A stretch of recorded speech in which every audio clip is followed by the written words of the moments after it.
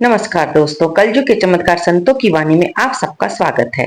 दोस्तों, आ गई है विशाख पूर्णिमा, यानी कि विशाख मास का जो भी हमने नियम दान तप के लिए थे उसका समापन दिवस।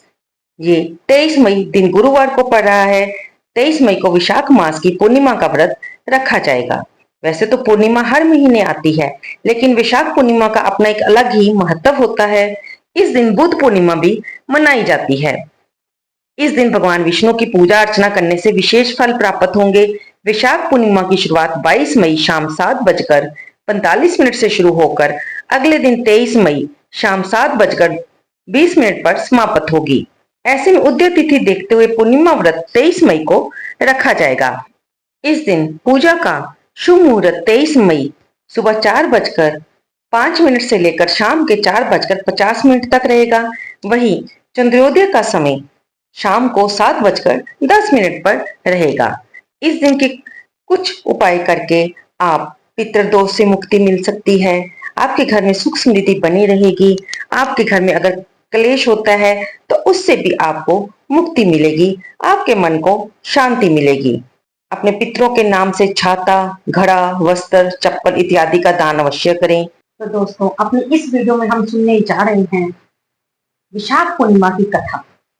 क्योंकि पहले वीडियो में तो आपने ये जानकारी ली थी कि हमें इस दिन क्या क्या उपाय कर लेने चाहिए जिससे हमें सुख शांति, घर में ग्रह क्लेश ना हो, हम भगवान की भक्ति को प्राप्त कर सकें। हमारी वीडियो इस पर बनी थी। ये आज की वीडियो क्योंकि हम विशाख पूर्णिमा पर कथा शाम को सुनेंगे, इसलिए हम इस समय ये वीडियो अपलोड कर रहे हैं। विशाख पूर्णिमा की कथा हिंदू धर्म के अनुसार विशाख पूर्णिमा का विशेष महत्व है। माना जाता है कि वैसे तो पूर्णिमा के अगर दिन व्रत रखा जाए और व्रत का पालन श्रद्धा पूर्वक किया जाए तो जीवन के सभी कष्टों का निवारण हो जाता है। भगत जनों, मैं आपको यहाँ पर एक बात क्लियर कर दूं कि जब हम वीडियो बनाते हैं हम ये कहते हैं कि ये व्रत रखना चाहिए, ये व्रत बहुत जरूरी है, आप ये व्रत रखेंगे तो आपके सभी संकटों का निवारण होगा। लेकिन हम आपको ये बात यहाँ पे बिल्कुल क्लियर बता रहे हैं कि कोई भी व्रत एक बार रखने से फलीभूत नहीं होता है।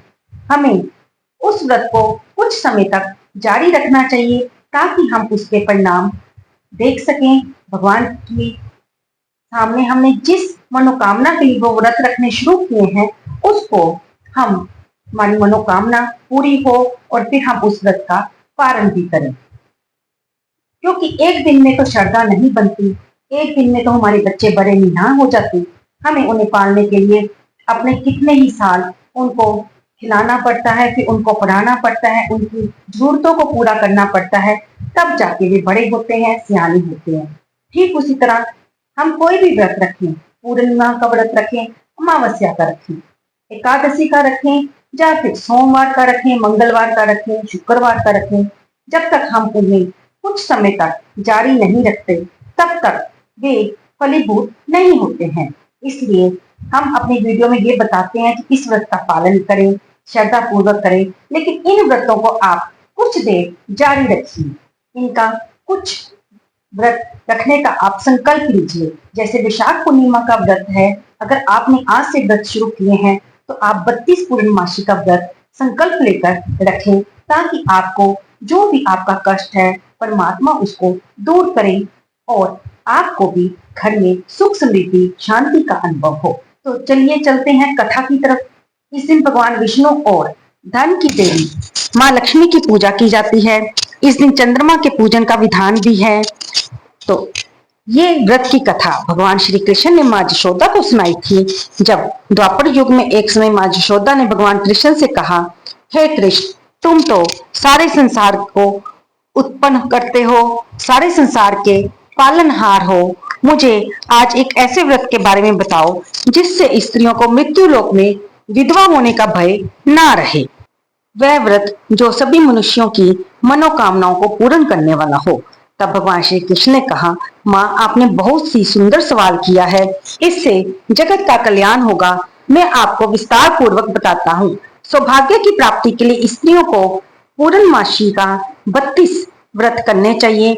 इस व्रत को करने से स्त्रियों को सौभाग्य संपत्ति की प्राप्ति होती है। लेकिन आप ये ना समझें कि ये व्रत पुरुष नहीं कर सकते। पुरुष अगर ये व्रत करते हैं तो उनके कार्य में, उनकी व्यापार में वृद्धि होती है, जिससे धन की देवी माँ लक्ष्मी की कृपा उन्हें प्राप्त होती है। इस व्रत को करने से संतान की भी रक्षा होती है। ये व्रत अचल सौभाग्य देने वाला है और भगवान शिव के प्रति मनुष्य मात्र की भक्ति को बढ़ाने वाला व्रत है। तब माँ यशोदा ने कहा, हे कृष्ण, सर्वप्रथम इस व्रत को मृत्युलोक में किसने किया था?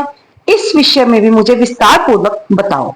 तब भगवान श्री कृष्ण कहते हैं, इस भूमंडल पर एक अत्यंत प्रसिद्ध राजा चंद्रहास था, जिसके राज्य में कार्तिका नाम का एक सुंदर नगर बसा हुआ था। वहां पर धनेश्वर नाम का एक ब्राह्मण निवास करता था। उसकी पत्नी अति सुशीला रूपवती स्त्री थी। दोनों ही उस नगरी में बड़े प्रेम के साथ निवास करते थे। घर में धन धान्य आदि की कोई कमी नहीं थी। उनको बस एक बहुत ही बड़ा दुख था कि उनके यहाँ कोई संतान नहीं थी। इस दुख से वह बहुत दुखी रहा करते। एक समय उस नगर में एक योगी आया। वह योगी उस ब्राह्मण के घर को छोड़कर बाकी सभी घर से भिक्षा लेकर खाने लगा।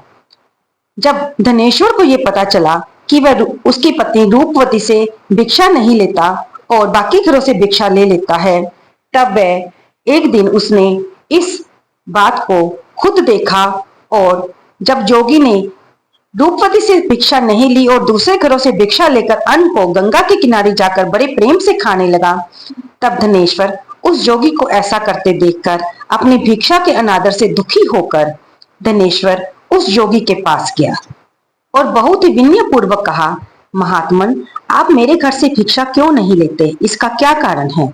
तब योगी ने कहा कि तुम्हारे घर में संतान नहीं है। निसंतान के घर से मैं भीख नहीं लेता, क्योंकि वहां का अन्न खाना पापी के समान होता है। इसलिए मैं पापी हो जाने के भय के कारण तुम्हारे घर की भिक्षा नहीं लेता हूँ। धनेश्वर ये सुनकर बहुत ही दुखी हुआ और हाथ जोड़कर योगी के पैरों में जाकर गिरा और उनसे बड़े ही आतुर भाव से उस योगी से कहा, महाराज, ऐसा है तो आप मुझे कोई ऐसा उपाय बताइए कि मुझे भी पुत्र की प्राप्ति हो जाए। आप सबको जानने वाले हैं, आप मुझ पर कृपा करें। धन की मेरे यहाँ कोई कमी नहीं है, लेकिन पुत्र ना होने के कारण मैं बहुत दुखी हूँ। मेरे इस दुख को दूर कीजिए। आप ये सब करने में समर्थ हैं, ऐसा मेरा विश्वास है।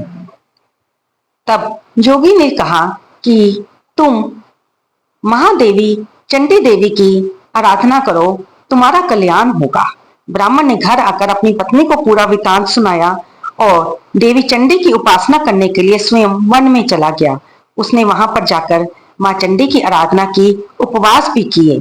तब देवी चंडी ने 16वें दिन उसे स्वप्न में दर्शन दिए और कहा, धनेश्वर, जा, तेरे यहाँ पुत्र होगा, लेकिन उसकी आयु 16 वर्ष की है। इसके बाद उसकी मृत्यु हो जाएगी। लेकिन यदि तुम दोनों स्त्री पुरुष 32 पूर्णमासी का व्रत पूरा करो, श्रद्धा पूर्वक और विधि विधान से करोगे, तो वह दीर्घ आयु हो जाएगा। जितनी तुम्हारी सामर्थ्य हो उतने ही आटे के दिए बनाकर शिव जी का पूजन करना, लेकिन पूर्णमासी को 32 दीपक हो जाने चाहिए। और प्रातःकाल इस स्थान के समीप तुम्हें एक आम का वृक्ष दिखाई देगा, जिस पर एक आम का फल लगा होगा। तुम उस फल को ले जाकर अपनी पत्नी को दे देना और उसको कहना कि वह ऋतु स्नान करने के बाद, स्वच्छ होने के बाद भगवान शंकर जी का ध्यान करके वह फल खा ले। तब भगवान शंकर की कृपा से उसका गर्भ ठहर जाएगा। जब ब्राह्मण प्रातःकाल उठा तो उसने उस स्थान के पास एक आम के वृक्ष को देखा, जिस पर बहुत सुंदर आम का फल लगा हुआ था। उस ब्राह्मण ने आम के पेड़ पर चढ़कर उस फल को तोड़ने का प्रयत्न किया, लेकिन वह असफल रहा। तब वह भगवान गणेश की वंदना करने लगा। इस प्रकार भगवान गणेश की कृपा से धनेश्वर ने आम का फल तोड़ लिया और अपनी स्त्री को लाकर उस फल को दिया और उसे सारा वृतांत बताया। उसकी स्त्री ने कहे अनुसार उस फल को खाया और फिर वह गर्भवती हुई। देवी जी की असीम कृपा से उसे पुत्र की प्राप्ति हुई, जिसका नाम उन्होंने देवी दास रखा, क्योंकि वह भवानी की कृपा से जो हुआ था। वह बालक पढ़ने में बहुत होशियार था। देवी की आज्ञा के अनुसार उन दोनों ने 32 पूर्णमासी का व्रत भी श्रद्धा पूर्वक रखना शुरू किया, ताकि उनके बालक की आयु दीर्घ आयु हो जाए।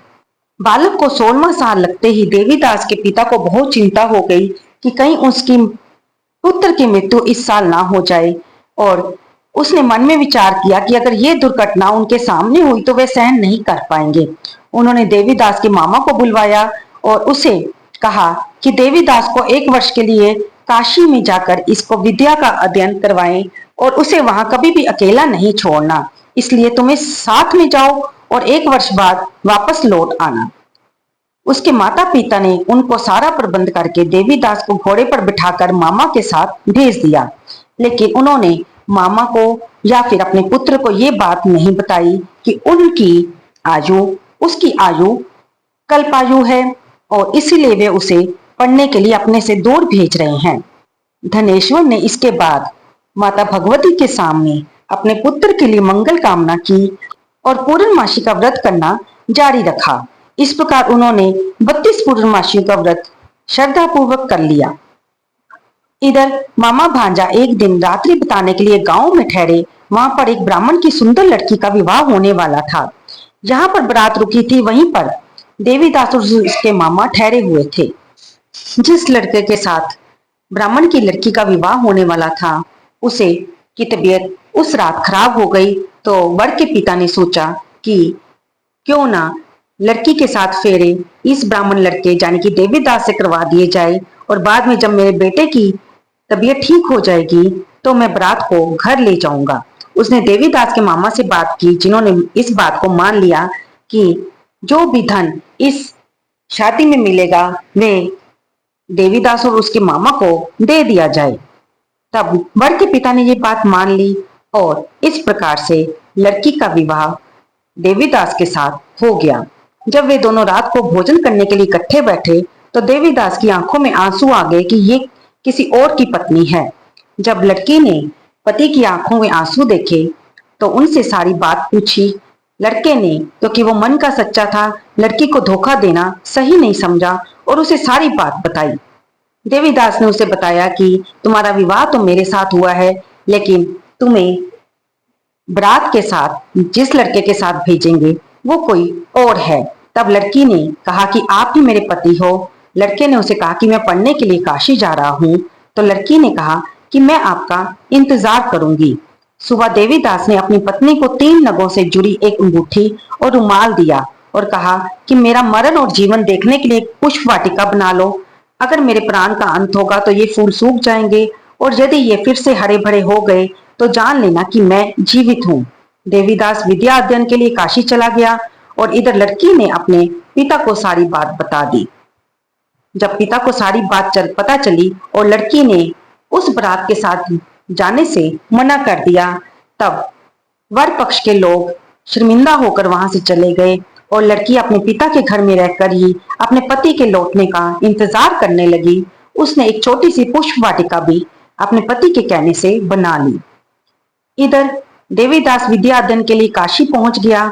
कुछ समय बाद देवयोग से एक सांप देवीदास के पास आया क्योंकि वह उसे डसना चाहता था। वह काल रूप बनकर आया था। जब उसने देवीदास को डसने का प्रयत्न किया तो क्योंकि उसके माता पिता ने 32 पूर्णमासियों का व्रत पूरा कर रखा था तो व्रत के प्रभाव से वह देवीदास को काट नहीं पाया। इसके बाद काल स्वयं वहां आया और उसके शरीर से प्राणों को निकालने का प्रयत्न करने लगा जिससे देवीदास मूर्छित होकर पृथ्वी पर गिर पड़ा। भगवान की कृपा से उधर से उस समय गौरी शंकर भगवान जा रहे थे। जब माता पार्वती ने देखा कि ये तो वही पुत्र है जो कि देवी चंडी की आराधना करने पर ब्राह्मण के घर में हुआ था और इसके माता पिता ने 32 पूर्णमासियों का व्रत कर लिया है, तब उन्होंने भगवान शंकर से प्रार्थना की कि इसे प्राण दान दे। तब भगवान शिव ने मां पार्वती के कहने पर उसको प्राण दान दे दिया और काल को पीछे हटने को कह दिया। देवीदास स्वस्थ होकर पुनः बैठ गया। इधर उसकी स्त्री उसकी प्रतीक्षा कर रही थी। जब उसने देखा कि पुष्प वाटिका में पुष्प और पत्ते नहीं रहे पहले तो उसे आश्चर्य हुआ, लेकिन थोड़ी समय बाद वह पुष्प वाटिका फिर हरी भरी हो गई तो वह जान गई कि उसके पति बिल्कुल स्वस्थ हैं।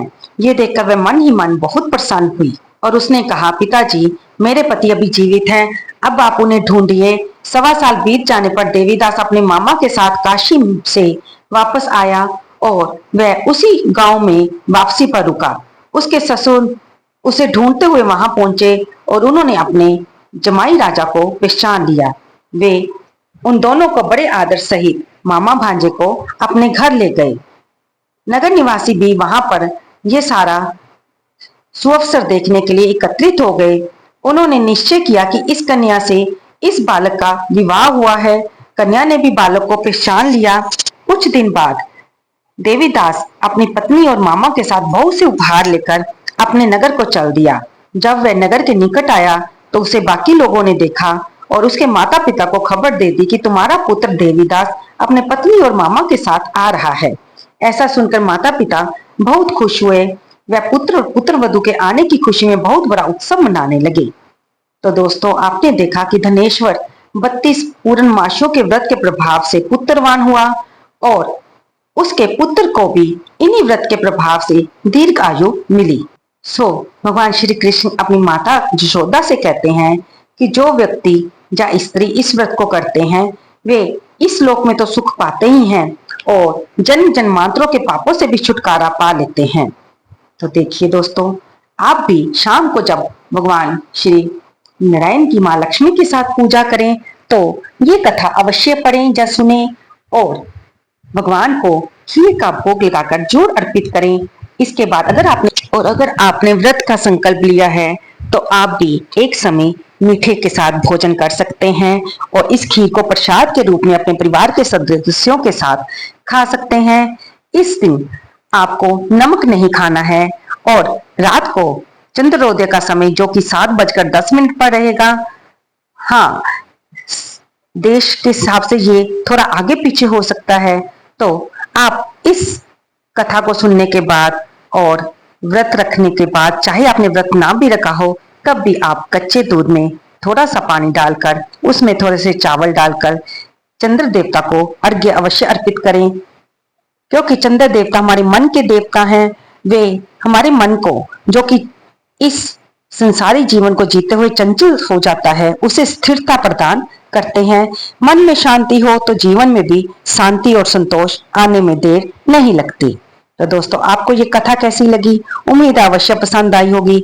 ये कथाएं तो हमारे शास्त्रों में बहुत पुराने समय से लिखती हुई, पढ़ते हुए, गुरुओं के मुख से, नानी दादी के मुख से हम सुनते ही आ रहे हैं। इसे आप अवश्य सुने, पढ़ें, क्योंकि कोई भी व्रत किसी न किसी कथा के साथ जुड़ा होता है और बिना कथा किए उस व्रत का प्रभाव, उस व्रत का हमें फल पूरी तरह से नहीं मिल पाता। कथा को सुनने के बाद भगवान की आरती कीजिए और उसके बाद भगवान को भोग लगाएं और कमेंट बॉक्स में जय श्री हरि, जय विष्णु भगवान, जय मां लक्ष्मी लिखना बिल्कुल ना भूलें। धन्यवाद दोस्तों।